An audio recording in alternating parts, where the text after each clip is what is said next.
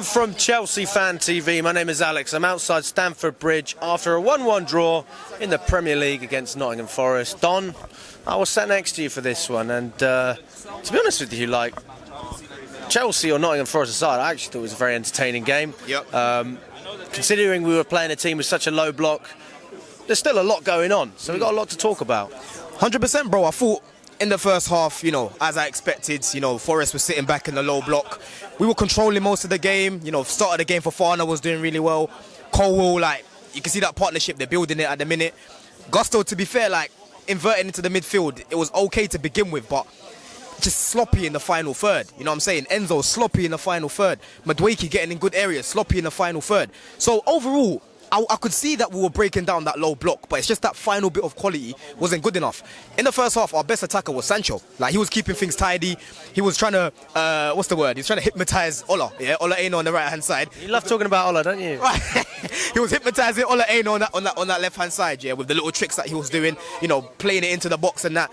And to be fair, again, we just needed that little bit of quality in there. Caicedo, I thought, was better on the ball today as well. Cucurella, he was good on the ball. But again, I just needed just that final bit of quality. And I was actually asking for Nkuku to come on a lot earlier, because Jackson, I felt like he wasn't involved in the game. And to be fair to you, Nkuku, this would be perfect for him because it's a low block. And with Nkuku in the box, we know he's very dangerous. One of the cutbacks that Mudryk played back into the box, if Nkuku's there, he's going to get his toe on it, he's going to get his knee on it, he's going to get something on it. And I know in the second half, Mudryk, fantastic cross from him. The run all the way from our own half to go there and whip it in like that was brilliant. Yeah, it was amazing, but it was a very, very good save. We were sitting behind the goal. Do you get it? So we could see it very clearly, and the way the keeper got to that was mad. Yeah, it was crazy, But in the second half, like I said, I thought the in-game management wasn't quick enough. He should have made the subs a lot earlier. I thought Mudryk, he scored his goal. After that, he should have at least come off maybe 5-10 minutes later. Neto came on, he just didn't really have enough time. Felix, I thought when he came on, he didn't really do much. He wasn't really making any line-breaking passes. The header as well was poor, and Nkuku scores that. Yeah, because Nkuku's good in the air. Like I said, Nkuku actually got that on target, and it was a good save. If Nkuku had that same chance that Felix got, I reckon he bags that, Yeah. That's what we're missing today. The main issue that I had today was the quality in the final third was not good enough, and the keepers were immense. Yeah, some of the saves, like Sanchez, that last save that Sanchez made, because I said to you when I was taking that corner, I was like, bro, I can't deal with a dagger. Yeah. And I saw a short corner. I'm like, okay, cool. It's gonna go to Ola in a sec, yeah. The whip. And then Sanchez, bro, for him to get to that, that's a strong hand. Because Kepa is not getting to that, bro. Yeah, that's going to be a fucking goal. Do you get it? That's why Kepa plays for Bournemouth, mate. Kepa's he's old news. I know, but I'm just giving Sanchez a little bit of prop. He nearly messed up at one point where he gave it to Fofana and it was like a sloppy pass. But overall, I thought he had a solid game. He was, collecting the crosses, making some good saves. Yeah. But it was just, again, the final quality, man. On another day, yeah, we get something out of that game. This is one of the questions I have with goalkeepers, and back in the day, the answer was always the same. But in modern football, sometimes I feel like what you can do with your feet is over, people prioritise that over the saves you make. And I think for all the mistakes Sanchez makes distributing the ball, he's got a great shot-stopping ability, and that should be a priority when you're looking to keep clean sheets and win games. But everything seems to overshadow that, like what we saw against Brighton. But a good game from him today. Yeah, no, it was a good game. And to be fair, look, modern day football, you do need your goalkeepers to be comfortable on the ball. You get it? With Maresca, his style of play, he wants Sanchez to be acting like a centre back in most games. We didn't really see it today. And to be fair, Forest, they are a good team. Right, the little dark arts they were doing, trying to win fouls when they got a man sent off. Wood-Prowse as well, for him to even get sent off to do that was mad, right? Because Noni was gone. Noni was gone, bro. We probably score a goal like what we did against Palace if he just let Noni go. He gets a red card. They go into a 5-4-0. They had no striker. Basically what Arsenal did to Man City, that we were saying it in the ground, yeah. Basically what Arsenal did to Man City. Unfortunately, again, we just didn't have that final bit of quality. Palmer, two very good saves from my man again, but again, Enzo today, very, very poor in the second half. Constantly giving the ball away, not beating his first man for the corner as well. Jackson today, like I said, I thought he was poor. He did not get involved in the game. I kept saying to you in the first half, I need Jackson to get involved, and he's not doing enough. And he was rattled. I'm seeing apparently there was a slap. They're about to fight on that, yeah. Apparently he slapped one of their players, the Forest players. So he might be looking to get a ban if he did that. That's not good enough. But overall, like I've said, bro, we're not going to be facing this level of low block every single week. In the second half, Forest kind of grew into the game when they scored. You know, I need to watch the game back here. I think Gusto was sleeping on that side. And look, I haven't seen the best of Gusto this season. He needs to do better. You know, he needs to do. What does he need to improve? Bro, he needs to improve with his crossing. He needs to improve with on the ball. You know, he was giving the ball away. His shooting outside the box was poor. Again, like I said, we was getting in good areas. That's the main thing. Because when I look at last season, if we played a team like this, we're basically waiting for Cole Palmer to make a moment. But in this game, I was seeing us actually breaking down their attack, their defense. Like Noni a few times was again running at the guy, but right foot over the bar. You know, left foot trying to go near post. And I kept telling you, bro, I keep seeing Mudryk always posting videos after the games of him doing training and that. And he's always whipping it left foot into the corner. That's what he did for the goal. He needs to do that more, bro. Yeah, you're left-footed, wrap it, bro. Wrap your foot around that. Do you know what I'm saying?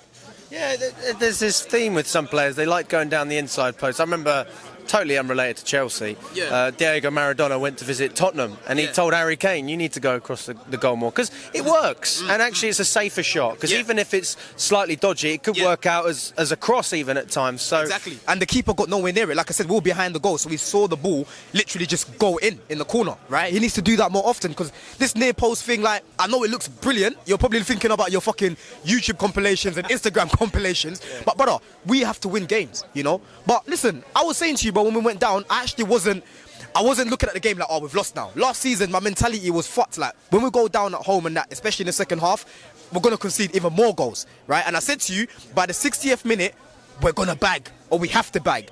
What happens before the 60th minute? We get back into the game. But again, Maresca, in-game management was a little bit too long. I think we needed a little bit of a change in there. Mudryk should have come on a little bit sooner as well. Like I said, the last game he was very good.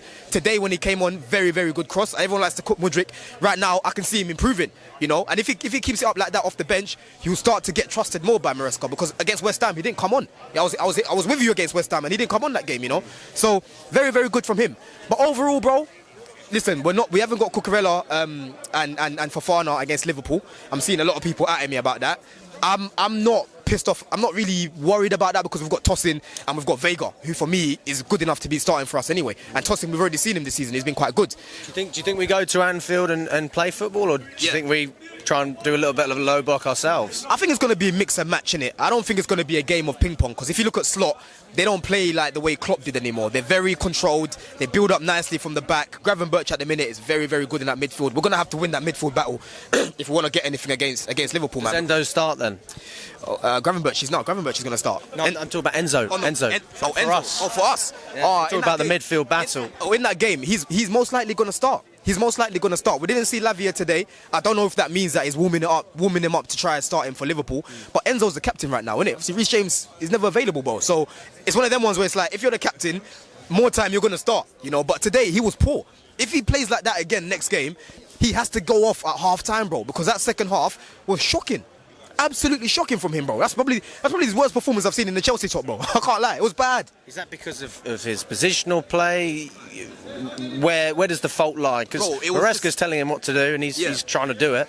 Bro, it was just sloppiness. It was just basic passes that he's failing to make. And one of Enzo's main strengths, because before the game was talking, obviously that video that went viral about you talking about Enzo Fernandez and that. Yeah? I don't think Enzo's been great this year, I'll be honest with you. I don't think he's been great. I just think he's picked up in the last few games because I don't like him in that position. You know, I like him playing deeper, dictating the game, right? But today, I didn't see what I was seeing against West Ham with the combinations with Sancho. I didn't see what I was seeing against Brighton with the combinations. The quality on his passing was not there today. He kept giving it away, and that's something for me as Enzo Fernandez. You don't look at Enzo Fernandez and think this is a guy that gives the ball away because he's very good when it comes to passing the ball. It's off the ball where people tend to say, you know, it's very slow, it's very sluggish, he can't get back and whatnot. His set pieces as well today. His set pieces were bad. They were bad. That's what I'm saying. The individual quality from certain players today was just not there. And in the final third, again, like I've said, you just have to look at it and say, yo, the keeper today was unbelievable for some of those saves that he made. Unbelievable. And at the same time, some of the chances that we had, like Felix, it was poor. So it's a bit of both, innit? It's a bit of both, man. But we move. It's not a game where I'm looking at it and I'm panicking now thinking, oh, same old. Because, bro, again, last season we lose that game.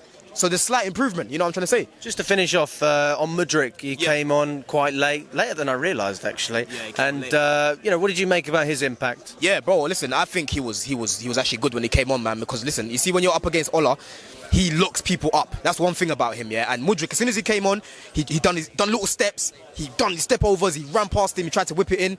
Again, he got the ball from our own half, Alex. Yeah, for him to carry it that quickly with the ball and to get a cross on his weaker foot was really good. You know, everyone likes to cook Mudryk, like I've said, but for me, he's not useless, right? If he keeps improving like this, he can be some use from the team, because today, if Nkuku scores that header, we're looking at Mudryk and saying, yo, you made a difference from the bench. There's nothing else he could do that cross, you know what I'm trying to say? So we move, man, let him keep improving. So you think he's got a future at Chelsea? Listen, we've got to see how he gets on now between now and the end of the season, you know, because you've got the likes of Esteval coming in. You already know that in January, you know, we might look at certain positions and whatnot. I don't think we're going to look at any more wingers in January, but you never know at the end of the window, innit? But for me, it's make or break, because Maresca likes touchline wingers, and that's what Mudryk is. But so far, I can't lie, I'm seeing improvements in his game, 100%, bro. Thank you so much, mate. Always a pleasure. Love.